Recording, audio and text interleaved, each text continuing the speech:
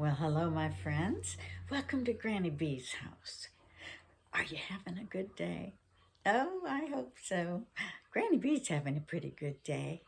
And I just hope you're remembering to be kind to those people around you, whether you're in school or at home. It's very important. It's very important to be kind to the people around you.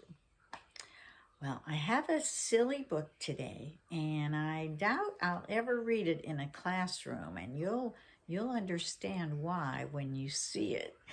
It could get out of hand. This book is called Excuse Me, and it's written by Lisa Kopelke, and it's illustrated by Greg Stadnick. And it is, well, let's just read the book. I'll get out of your way. Frog loved to eat, and Frog loved to burp. When Frog was just a tadpole, he ate a lot and burped freely. Wherever he went, townsfolk would comment, "What a good eater. Oh, how cute. Just like his father," they said. As Frog grew, so did his appetite. He ate more and he burped more. And Frog ate everything. He snacked on fly noodles and cricket tacos. He gulped down worm burgers and dragonfly soup. Enthusiastic burping, thought Frog, not only feels good, but also makes room for dessert.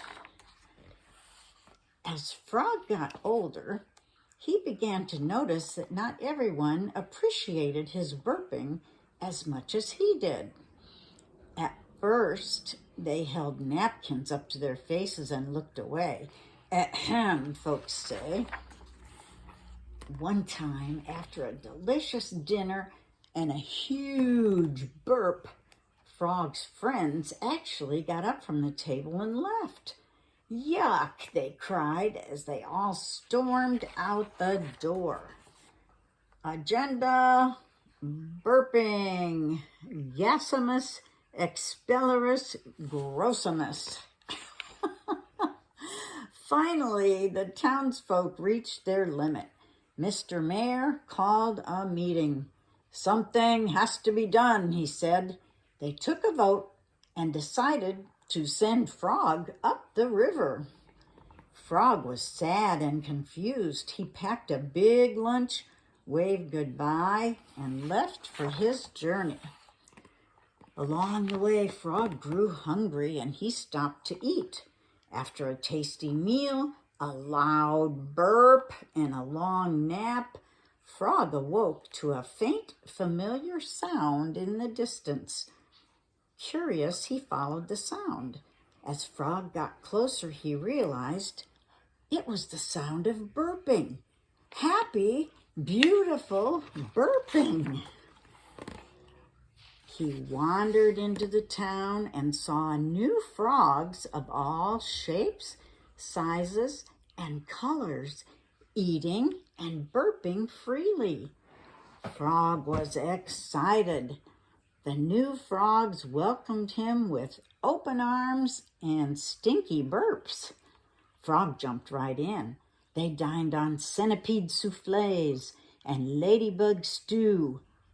Burp. They devoured mosquito pies and moths a la mode. Burp. The frogs burped all day. The frogs burped all night. The frogs even burped while they slept. Ooh, the great annual Frog Jam. Frog was thrilled to be eating and burping with his new friends, but he soon discovered that they never stopped burping, and they never said "excuse me." Frog became disgusted. One day, Frog was sitting in the cafe eating and trying to keep his burps to himself when he saw a flyer on the wall for the great annual Frog Jam in his hometown. It was Frog's favorite event. Frog decided he had to go home. Nervous that he would not be welcome, he wore a disguise. At the Frog Jam, things were hopping.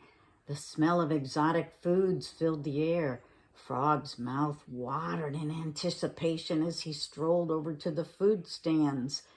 A crowd was gathered around his favorite three-beetle chili. Mr. Mayor, Mrs. Mayor, and Baby Mayor were slurping it down by the gallons.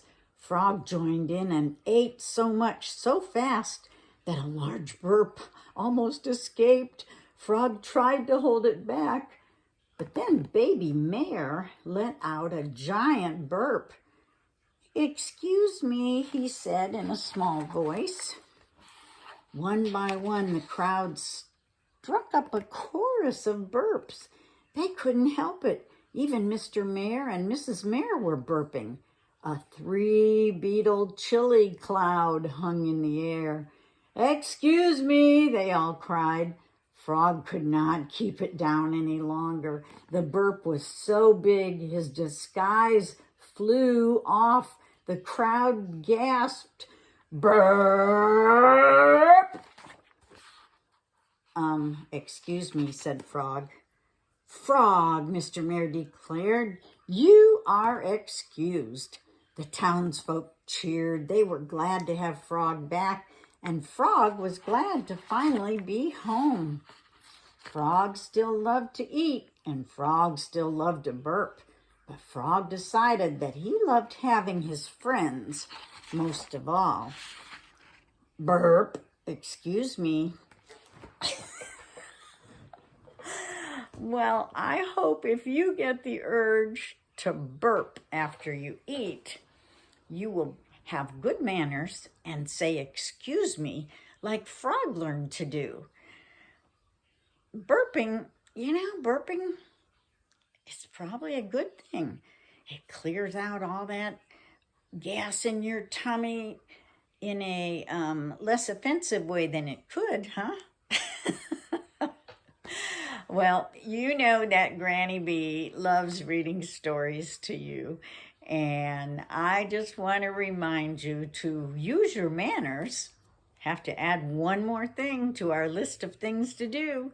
Use your good manners. Be kind. What were the other things? Look for the good. Do something good every day to make the world a better place. And read books. And come back and see Granny Bee, because Granny Bee loves you, and I'd like to read you another story. Okay? Bye-bye.